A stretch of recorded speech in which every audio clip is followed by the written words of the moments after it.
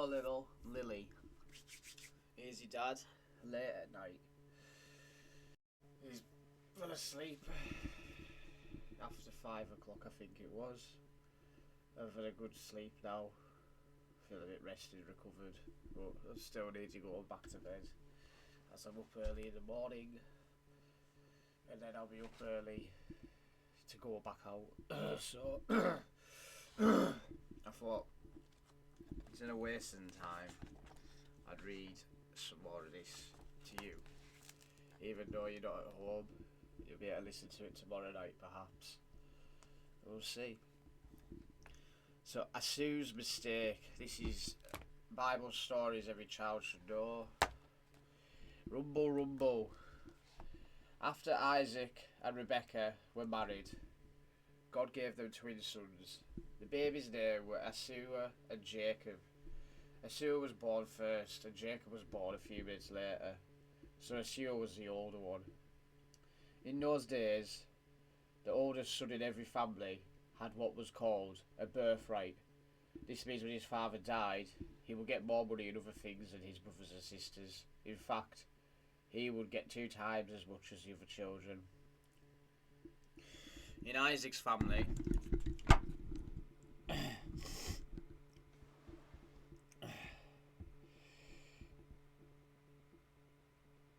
Asu was born first, so he had the birthright. When Asu and Jacob grew up, Isaac became a hunter. He went out into the fields and the woods to kill deer. He always brought the meat home to his father Isaac. How his father loved that meat. Jacob stayed at home, probably helping to care for his father's sheep and goats. One day, what is all this stuff? One day, Jacob was cooking some good food when Asu came home from his hunting. Asu was tired and hungry, so he asked Jacob for some food. Jacob said he would give him some food if Asu gave him some birthright. Asu didn't care about his birthright at the time, so he told Jacob he could have it. Then Jacob gave him some food. It was wrong for Asu to give away the birthright. God had given him it. Was wrong too for Jacob to take it. Is it Jacob or Asu? Isaac was getting old and couldn't see anymore. He told his oldest son Asu to go into the field and hunt for deer. Cook the meat the way I like it, said Isaac. Then I will bless you, he meant.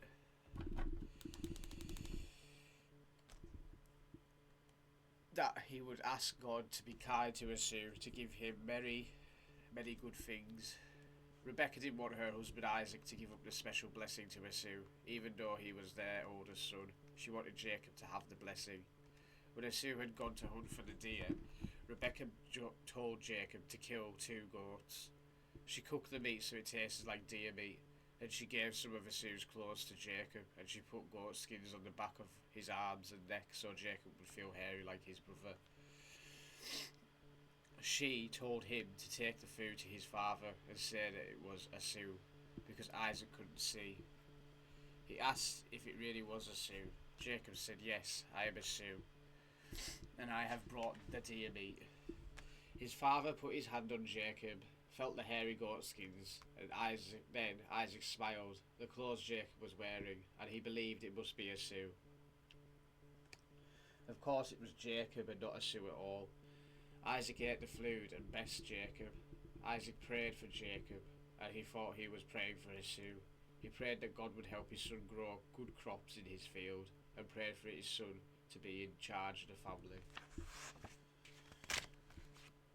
Right after Jacob left the tent, Asu came in with the deer he cooked, the meat, and took it to his father. Isaac asked, "Who are you?" Asu answers, "I am Asu, and I have the meat you told me to get for you." Isaac began to tremble. "But I just gave your blessing to someone else. Who was it?" he asked. Isaac knew the answer to his own question. Jacob has stolen Asu's blessing. Asu cried and begged his father to bless him too. Isaac did, but he had already promised the best things to Jacob. Esau hated Jacob and planned to kill him someday. Rebecca knew Esau was angry, so told Jacob to go away to the country where she used to live, to the home of her brother Laban. Esau would not be able to hurt Jacob there. Rebecca reminded her husband Isaac that the girls who lived nearby didn't love God, so she got Isaac to agree that Jacob must not marry a Canaanite girl. He blessed Jacob again and told Jacob to marry one of his mother's relatives in the country. Then Isaac sent Jacob away to the far off land. It was the same land where Abraham's servant had found Rebekah. Jacob and Esau's mother, sometimes God's people, loved him and lived his way, and sometimes they didn't. But God had a plan, and nothing would stop it. A stairway to heaven. Jacob began travelling to the country where his mother's relatives lived. He knew that his uncle Laban lived there. When the sun went down, Jacob found a good place to sleep, outdoors using a stone for a pillow. He went to sleep. During the night he had a dream. He thought he saw some stairs reaching all the way up to heaven. Angels were going up and down the steps. God stood at the top of the stairs. He said he was going to give this land to Jacob and his children. God said he would be with Jacob and take care of him wherever he went. And someday God would bring Jacob safely home again. When Jacob woke up, he knew that the dream he had was a special dream. God was really there and had made a wonderful promise. Jacob said, "God is here," and I didn't even know it. Very early the next morning, Jacob got up and worshipped the Lord. He called the place Beutiful, which means house of God. Jacob works hard and gets married. Jacob travelled a long time until he came to a well in a field. 3 flocks of sheep were laying around it, and their shepherds were with them. When all the flocks arrived, the shepherds would roll away the rock that covered the wall and get water for the sheep. Jacob asked the shepherds where they lived, and they told him they lived at Haran. "Do you know Laban?" he asked them. "Yes," they replied, "and look here comes his daughter, Rachel, with his sheep." Jacob went over to the well. He rolled away the stone and drew out the water for Rachel's sheep. Then he kissed her. When he explained that he was her aunt Rebecca's son, she ran and told her father. Laban ran out to meet his nephew. He gave Jacob a warm welcome and brought him home. After about a month, Laban asked Jacob to stay and work for him. By this time, Jacob was in love with Rachel. He told Laban he would work for him for 7 years if he could marry Rachel afterwards. Laban was delighted, so Jacob worked for him for the next 7 years. But when the time was up, Laban tricked Jacob into marrying Rachel's older sister Leah. Laban took Leah to Jacob's tent at night when it was too dark that Jacob couldn't see who it was. Laban did that because he thought the oldest daughter should be married first. A week later, Jacob was allowed to marry Rachel, but he had to promise to work for her father 7 more years. This was unfair, but Jacob agreed to do it because of his love for Rachel. After many years, Jacob had a large family. He wanted to take his family back home to the land of Canaan, but Laban wouldn't let Jacob go. One day Laban's son said that Jacob had stolen their father's sheep, and that was why he was so rich. After that, Laban was not as friendly as he used to be. Then God told Jacob to return home to the land of Canaan. God said he would be with Jacob and keep him safe. Jacob told Rachel and Leah to meet him in a field where he was caring for his flock. He told them that their father wasn't friendly to him anymore, and that the Lord had told him to go back to Canaan. Rachel and Leah agreed he must do whatever the Lord wanted him to do. Jacob's secret escape. Jacob put his family on camels and started back toward the land of Canaan.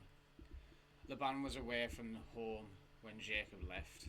When someone told Laban about it 3 days later, he was angry. But that night in a dream, God told Laban not to hurt Jacob or even speak to him in anger. It took 7 days for Laban to catch up with Jacob in the hills. Laban said, "Let's be friends," and promised that we will never hurt each other. Jacob agreed, and they made a huge pile of stones to remind them of their promise. Jacob then built an altar and offered a sacrifice to God. That night he and Laban and the men who were with them, ate together and camped together. Early the next morning, Laban kissed Rachel and Leah on their children goodbye and blessed them. Then he went back home. As Jacob and his family travelled on toward Canaan, some angels met them. Jacob knew that God was still with him, just as he had promised he would always be. Jacob sent messengers to tell Esau what had happened while he was away. Jacob was still afraid of Esau, even though it had been 20 years since he had stolen Esau's blessing. Jacob's messengers returned with the scary news that Esau was coming to meet him with 400 men. Then Jacob was really afraid. He divided his sheep, goats and camels and men into 2 groups. If Esau attacked one group, the other group might escape. Jacob prayed and asked God to keep him and his family safe from Esau. He thanked the Lord for being so kind to him when he had left Canaan 20 years earlier. He had been poor, but God had made him rich. He thanked God for this. The next morning, Jacob sent some of his animals as a present to Esau. He sent 220 goats, 220 sheep, 30 camels with their coats, 40 cows, 10 bulls and 30 donkeys. Esau ran to meet his twin brother and put his arms around him. They both cried, but they were glad to be friends again. Joseph's coat.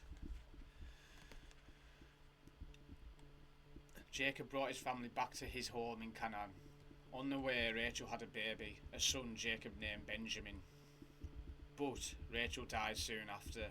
Jacob was terribly sad because he loved Rachel very much. Little Benjamin had a big brother named Joseph. Their father was Jacob and their mother was Rachel. Joseph and Benjamin were the youngest boys in the family with 12 sons. When Joseph was 17 years old, he went out into the fields one day. He went to help his 10 older brothers who were taking care of the sheep and goats. But while he was there, he saw his brothers do something that was wrong. That night when he got home, he told his father this was a good thing to do, for his father could talk to his brothers about what they had done. Then maybe they would not do it again. But of course his brothers were angry with him for telling on them. Jacob was an old man when Joseph was born. So Jacob loved Joseph more than he loved Joseph's big brothers. Joseph was Jacob's favourite son. One day Jacob had a beautiful coat made for Joseph. It was a finer piece of clothing than any of Joseph's older brothers had. So Joseph's brothers became very jealous. They hated Joseph and never said one kind word to him after that. One night after Joseph's father gave him the beautiful coat, Joseph had a strange dream. The next morning he told his family about it. In my dream, he said, all of us were out in the field tying bundles of grain stalks. Then your bundles stood around mine and bowed to it. This dream made his brothers angry. Did Joseph think they should bow to him as though that he was their king? Then Joseph dreamed that the sun and the moon and the 11 stars bowed to him. His brothers were angrier than ever. They knew they were the 11 stars. The sun and the moon must have meant their father and mother would bow to Joseph too. Soon after this, the brothers took their father's sheep to find grass for the sheep to eat. They walked for several days to get there. Later Jacob said to Joseph, "Go and see how your brothers are getting along." So Joseph went to find them. When his brothers saw him coming, they began talking to each other about killing him. They said, let's throw him into a well. Well, say a wild animal ate him. Then we'll see what happens to his dreams. Joseph's brother Reben talked his other brothers into putting Joseph into a deep hole without hurting him. Reben planned to come back and take Joseph out of the hole. When Joseph got there, his brothers took away his beautiful coat and put him into the deep hole. As they sat down to eat their lunches, they saw some men coming along on camels. These men were merchants who were taking things to sell in the country of Egypt. Joseph's brothers Judith said, let's sell Joseph to those men.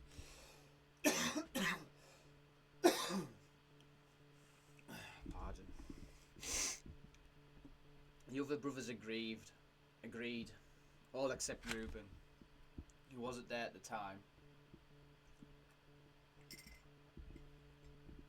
So they pulled Joseph out of the well and sold him for 20 pieces of silver.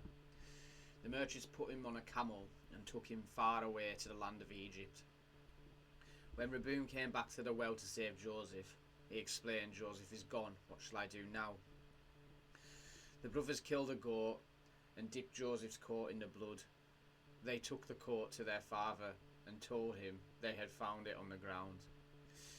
Jacob knew it was Joseph's coat. He cried and said, a wild animal must have eaten Joseph, he is dead. After that, Jacob told everyone he would be sad the rest of his life. I think that's where we'll stop, little Lil. Because 15 minutes is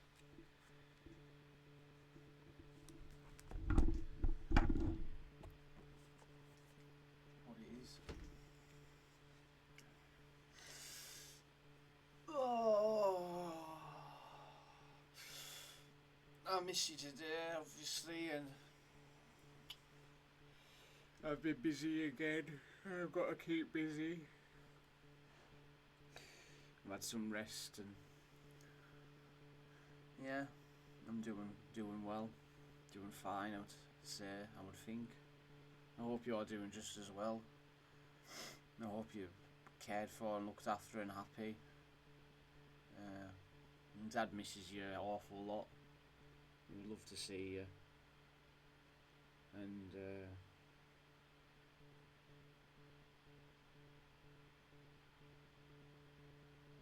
you'll probably start forgetting about us soon. But I'll never forget about you, little Lil. I'll always love you. And yeah, Dad's gonna have to get himself back to sleep. He loves you lots. He looks a bit rough and tired because he is. Yeah. Thank you for listening. And see you soon.